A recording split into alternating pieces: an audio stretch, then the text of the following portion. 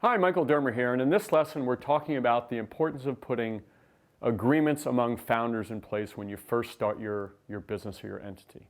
So let's get into some of those details about that. So we're talking about putting in place agreements between founders. And this is something that's incredibly important to do, but also particularly tricky. When you bring another founder into your business or you have two founders coming to the table, most of the time in the beginning, you're excited about your business, right? You're thinking about all the things that you can do together and the places you can take it. So sometimes taking the time to sit down and not work on your business, or taking the time to talk about things that we'll discuss in a minute, like things that might go wrong, is not a natural thing to do. But if you do this up front, it tends to put in place the guardrails so both of you can be on the same page going forward, okay? So first is, how do you put together these founder agreements? So the first thing to think about is, what is everybody contributing, right? Are people contributing, sweat equity? Are they contributing time and effort? Are they just contributing intellectual property? Are they contributing money? So what they contribute should actually dictate how much equity they own in the business and actually what they're doing each and every day. Okay, so first is what their contribution is. Next is really defining roles and responsibilities. And those roles and responsibilities can't be, we all do everything, okay? Really laying out, right, what are the functional roles and responsibilities of what each of you are supposed to do. You might say, hey, one of us is going to focus on this and one of us is going to focus on that. It's important to put not exact guardrails, but at least some insight and thought into it to understand what everybody's role and responsibility can be. And that also goes to decision making, right? How are decisions going to be made? Think about it. When you have two of you, for example, it's not like you can have a majority, right? What happens when the two of you disagree? And sometimes disagreements are really important for growing the business.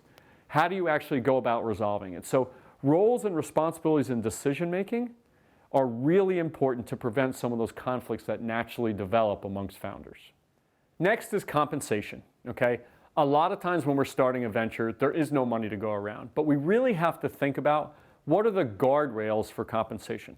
When we ultimately bring money into the company or when we're generating revenue, right?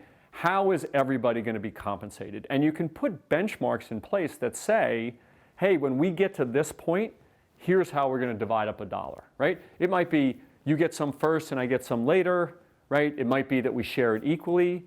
It might be that we agree to reinvest it in the business. Whatever it may be, you have to think about how each of you are going to be compensated against the context of how your business is growing.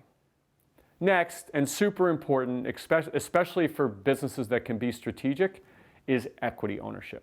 When you really think about who's going to own the equity of the business, and a lot of times this is why people invest their time and effort without being paid market salaries, is how much of the business are they going to own, right? So some of that might be, how much do you own day one based on what you've contributed?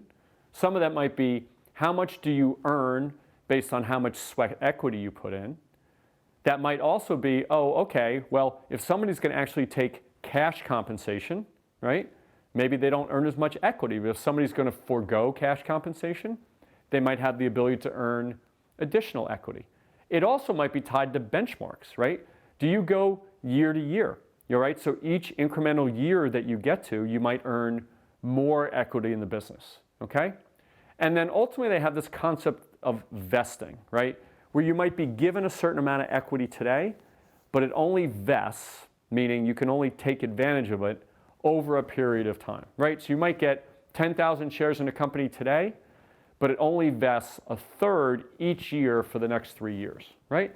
So unless you hang around with the company, you can't take advantage of that equity ownership. So there's a lot that goes into equity ownership, but laying out those ground rules day one can really help you align you and get you on the same page with your founders. Next is, what do you do when people aren't living up to expectations, right? And I know we don't want to talk about this. Some people call founders agreements prenups for companies, right? And what you're really trying to say is, okay, what happens if somebody doesn't live up to expectations? Let's say somebody says, well, I'm going to work full-time on this, and they end up not working full-time, right? They end up saying, you know what, I can't afford to work for no salary. I had to take another job to to make ends meet, I can't do it. So, or they might be underperforming, where somebody has a defined role and responsibility and they're just not getting the job done. What actually happens? What are the consequences, and how do you lay out in your agreement what are going to be the puts and takes of how things change with compensation or equity or the other factors that go into running a business? Another thing to think about is intellectual property ownership, right? For the most part, right, 9 times out of 10, anytime somebody is joining a company, everybody is going to contribute whatever intellectual property they have to the entity at that point. In fact, that's a lot of times how the business gets off the ground. Think about if you've written a screenplay, right? And you're gonna bring it to life with another founder, you're contributing that screenplay to the entity, and that's your intellectual property. But the second part of that is any intellectual property that's developed after you formed the company is owned by the company, okay? And putting that in place, so for example, if somebody leaves, they don't have the right to take the intellectual property with them. Next is what happens when big good things happen. You know, sometimes they call these things fundamental transactions. There's a merger, somebody buys out your company, there's an IPO, somebody makes a big investment. What actually happens to your compensation, your equity, and your role? Don't get me wrong, you're not going to be able to imagine every single scenario that comes to life. But what might happen is you might say, hey, up until the time that we raise our first $5 million, I'm not going to take a salary, but once we raise at least $5 million, my salary is going to be $80,000 a year, okay? So what you have to deal with is what's going to happen when these fundamental transactions like mergers or sales or investments take place in your company. Okay? And finally, and we hate to talk about this, is what happens if you have to dissolve the company, right? If you dissolve the company, there may be cash and assets and intellectual property that's there.